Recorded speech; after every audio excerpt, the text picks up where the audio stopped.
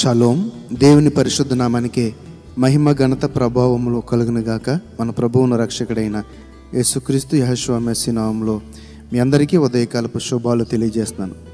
కీర్తన గ్రంథము 16వ అధ్యాయము 11వ వచనంలో ఈ మాటను మనం చూడగలుగుతున్నాము. నీ సన్నిధిని సంపూర్ణ సంతోషము కలదు, నీ సన్నిధిలో సంపూర్ణ సంతోషము గలదు. ఎందుకో మనకు తెలుసు కదా ప్రియులారా. ఎవరైతే విరిగి నలిగిన హృదయంను కలిగి ఉంటారో వారి హృదయాలని లక్ష్య పెట్టుచున్నానని తండ్రి అయిన దేవుడు అనేకమైన ఆయన యొక్క మాటల్లో అనేకసార్లు చెప్పడం మనం చూస్తూ ఉంటాం.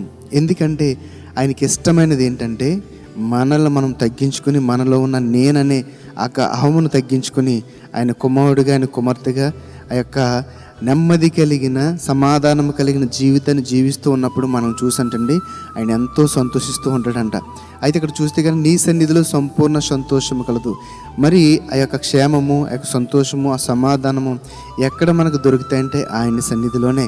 కాబట్టి ఆయన సన్నిధిలో ఉండి ఆయన సన్నిధిలో ఉండటం అంటే ఏంటండి? ఆయన మాటకు విధేయత చూపటం. ఆయన సన్నిధిలో ఉండటం అంటే చర్చికి వెళ్ళి చర్చిలో కూర్చుండడం కాదు. ఆయన మాటకు విధేయత చూపడమే, ఆయన యొక్క అడుగు జడలు నడవటమే, ఆయన చిత్తమునకు తల ఉంచడమే ఆయన సన్నిధిలో ఉండటమంటే. మనం ఏమనుకుంటామంటే వెళ్ళి మరి చర్చిలోకి వెళ్ళి కూర్చుంటే, లేకపోతే ఆలయంలో కూర్చుంటే ఆయన సన్నిధిలో ఉన్నట్టే అనుకుంటాం. ఆఫ్కోర్స్ ఒకవేళ వెళ్ళి ఆయన సన్నిధిలో కూర్చునవచ్చు, కానీ నీ హృదయం ఎక్కడో ఆలోచిస్తూ ఉంటే, వేరే సంబంధమైన ఆలోచనలు ఉంటే నువ్వు దేవుణ్ణి కలిగిన వాడు ఎలా ఉంటావు? కాబట్టి ఆయన సన్నిధిలో ఉండటం అర్థం ఏంటంటే ఆయన వాక్యమునకు లోబడి ఉండటము, ఆయన మాటకు విధేయత చూపటము, ఆయన ఆజ్ఞల ప్రకారము, కట్టడల ప్రకారము నడుచుకోవటము. ఇక్కడ అదే చూస్తున్నాం, నీ సన్నిధిలో సంపూర్ణ సంతోషం కలదు. ఎవరైతే ఆ యొక్క ఆజ్ఞల క్రమమును నడుచుకుంటూ ఉంటారో వారు పాపానికి బానిసలు, ఎవరు పాపం జోలికి పోరు. కాబట్టి నీతి గల జీవితాన్ని జీవిస్తూ సంతోషము, సమాధానం కలిగి ఉంటారు. కీర్తన గ్రంథంలోనే 17వ అధ్యాయం 15వ వచనం చూస్తే గనక, నేనైతే నీతి గలవాడనై నీ ముఖ దర్శనము చేసేదను, నేను మేల్కొన్నప్పుడు నీ స్వరూప దర్శనంతో నా ఆశను తీర్చుకుందును. ఏంటండి?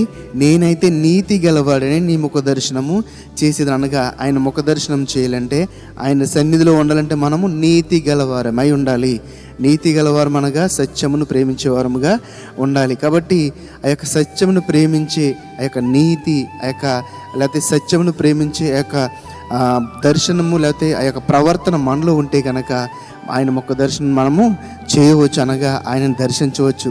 ఆయన మనల్ని ప్రేమించి ఆయన యొక్క దర్శనమును మనకి చూపిస్తాడు. కాబట్టి ఇక్కడ చెప్పండి మాట అదే, నేనైతే నీతి గలవాడనై నీ ముఖ దర్శనము చేసేదను, నేను మేలుకొనినప్పుడు నీ స్వరూప దర్శనంతో నా ఆశను తీర్చుకుందును. మరి దేవుని యొక్క దర్శనము పొందుకుంటే కంటే ఇంకా అద్భుతం ఏముందండి? కాబట్టి ఆయన యొక్క దర్శనం పొందుకుంటే కనుక, ఆయన మనతో, ఆయన వాక్యం ద్వారా మనతో మాట్లాడుతుంటే కనుక అంతకంటే ఆశ, ఎంతకంటే సంతోషము ఇంకేముంది? కాబట్టి నా ప్రియమైన సహోదరి సోదరులరా, ఆయన సన్నిధిలో సంపూర్ణ సంతోషము కలదని తెలుసుకున్న మనము మరి ఆయన సన్నిధిని అనుభవించాలి. ఎలాగండి?